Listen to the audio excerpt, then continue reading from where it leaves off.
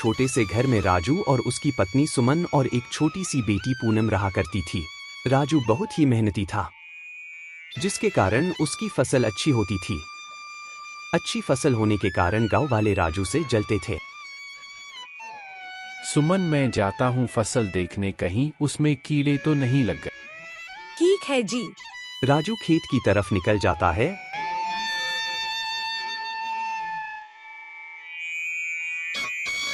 और इधर राजू के पड़ोसन राजू के खेत देखकर कहते हैं, अजी राजू के फसल इस बार भी बहुत अच्छे हुए हैं। हाँ, मैंने भी देखा है, पर कर भी क्या सकते हैं, राजू की किस्मत की तरह हमारी किस्मत नहीं है। राजू अपने खेत में पहुंच जाता है। राजू अपनी फसल को देखकर मन ही मन खुश हो जाता है। फसल तो अच्छी हुई है। मैं इस फसल को बेचकर आए पैसे पूनम के नाम पर बैंक में जमा कर दूंगा, क्योंकि पूनम भी अब बड़ी हो रही है। ऐसा कहकर राजू घर आने लगता है।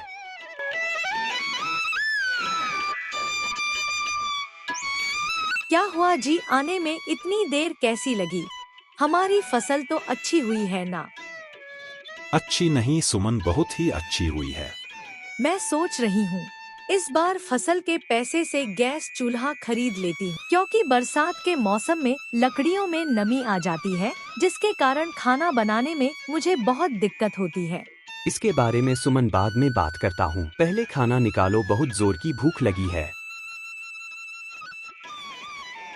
हाँ माँ, मुझे भी बहुत जोर की भूख लगी है। अच्छा माँ, खाने में क्या क्या बनाई हो? दाल, चावल और पापड़ बनाई हूँ। क्या माँ रोज रोज दाल चावल बनाती हो? कभी चिकन मटन भी बनाया करो ना, अब तो सावन भी खत्म हो गया है। पिंकी बेटा, आज खाना खा लो, कल मैं तेरे लिए चिकन लेते आऊंगा। सब मिलकर खाना खाते हैं और खाना खाते समय राजू बोलता है, यह पापड़ तो बहुत ही स्वादिष्ट है। तुमने बनाया है क्या? ऐसा लग रहा कि खाता ही रहूं। इतना स्वादिष्ट पापड़ तो मैंने कई सालों बाद खाया है। हाँ जी, मैंने यह पापड़ अपने हाथों से बनाया है। और दूं क्या? खाना खाकर सभी कोई सो जाते हैं। जैसे ही सुबह होती है, बारिश शुरू हो जाती है। मौसम बहुत खराब हो जाती है। तभी सुमन की आंख खुलती है और कहती है, हे भगवान, अगर ऐसे ही बारिश होते रही तो हमारी खेती खराब हो जाएगी। यह पूनम के पापा, जल्दी उठ जाइए, बाहर बहुत बारिश हो रही है। हमें जल्दी से जल्दी खेती के लिए कुछ व्यवस्था करनी पड़ेगी, नहीं तो हमारा फसल बर्बाद हो जाएगा। तभी दोनों खेतों की तरफ जाते हैं।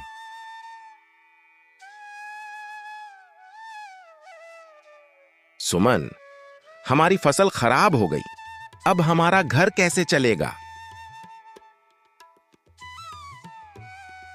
तभी जोरों की बारिश होने लगती है। ये सब देखकर राजू चिंता में पड़ जाता है। सुनिए जी, आप चिंता मत कीजिए, जो होना था वह तो हो गया। अब हम इसमें क्या कर सकते हैं? भगवान जो करता है अच्छे के लिए करता है।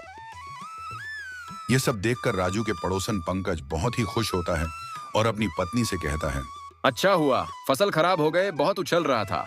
आप इतना भी क्यों खुश हो रहे हो? हमारी फसल भी तो बर्बाद हुई है, आपको तो दुखी होना चाहिए।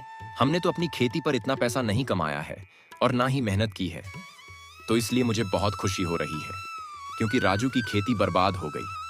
कम से कम राजू हमसे ज्यादा अमीर नहीं बन सकता। उधर रामू की पत्नी उसे दिलासा देती है। 5 दिन तक जोरदार बारिश होती है। जब मौसम अच्छा हो जाता है तो राजू अपनी खेती को देखने के लिए जाता है। तब वह देखता है कि उसकी बची हुई फसल भी बर्बाद हो गई है। राजू घर जाकर पूरी बात सुमन को बताता है। फिर वह चिंता में पड़ जाता है। सुनिए जी, इतना चिंता मत कीजिए, मेरे पास एक आइडिया है जिससे हमारा इस साल का खर्चा चल सकता है।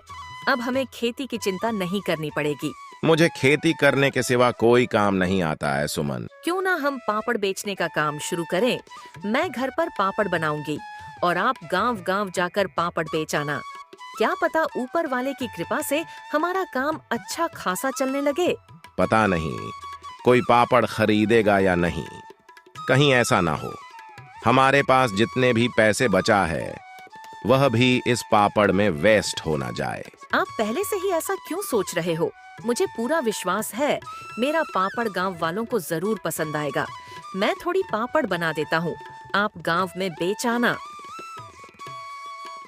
सुमन कुछ पापड़ बना देती है और राजू उसे पापड़ को लेकर गांव की तरफ चल देता है। पापड़ ले लो, पापड़, स्वादिष्ट स्वादिष्ट पापड़। एक बार खाओगे तो बार बार खाने का मन करेगा।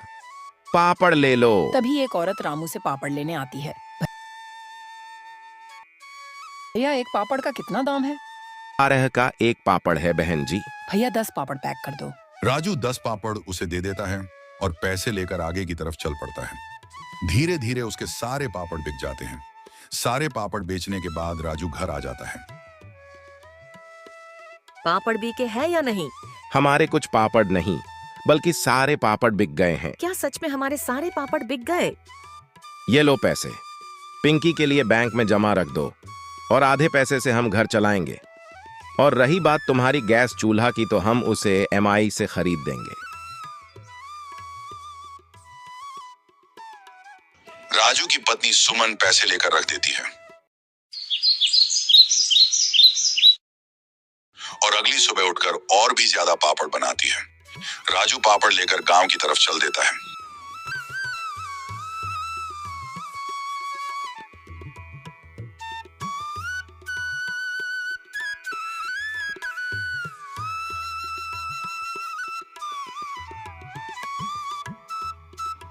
अरे भाई, मैंने सुना है आपके पापड़ बहुत स्वादिष्ट है।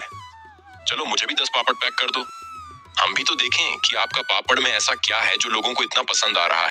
राजू उस आदमी को 10 पापड़ पैक कर देता है। धीरे धीरे करके सारे पापड़ बिक जाते हैं। जैसे ही शाम होता है राजू अपने घर चला जाता है। सुमन, आज हमारे पापड़ के तो बहुत चर्चे हो रहे हैं। गांव में जाते ही मेरे सारे पापड़ बिक जाते हैं। सुमन यह बात सुनकर बहुत खुश हो जाती है। वह दोनों बात कर ही रहे थे कि तभी उसके घर में गांव का मुखिया आता है और कहता है,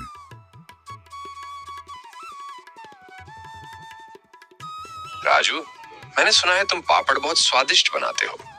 मेरे घर में 7 दिन के बाद मेरी बेटी की शादी है। इसके लिए तुम्हें 100 पापड़ बनाने होंगे। क्या तुम मुझे 100 पापड़ बनाकर दे सकते हो?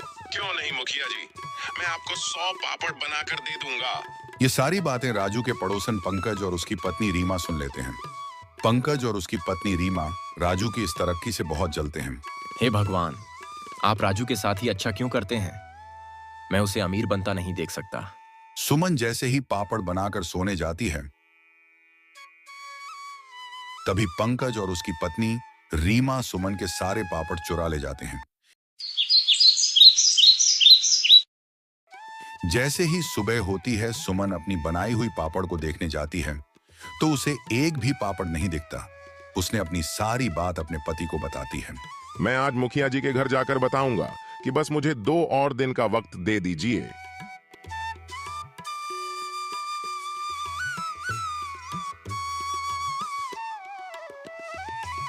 मुखिया जी, मेरे घर से किसी ने मेरा बनाया हुआ सारा पापड़ चोरी कर लिया है। मुझे बस और 2 दिन का वक्त दे दीजिए, मैं आपके पापड़ बनाकर दे दूंगा। ठीक है राजू, मैं तुम्हें 2 दिन का वक्त दे रहा हूँ, मगर मुझे पापड़ जरूर बनाकर दे देना। जब राजू मुखिया जी के घर से आता है, तब उसे पंकज की बेटी को पापड़ खाते हुए देखा है। यह देखकर राजू कहता है, पंकज ने तो मुझे पापड़ नहीं खरीदा, फिर यह बच्ची पापड़ कहां से लाई? बेटी या पापड़ तुम कहां से लाई? ये पापड़ मेरे पापा ने दिया है। मेरे घर में और भी ज्यादा पापड़ है। राजू यह सब बात जाकर अपनी पत्नी को बताता है।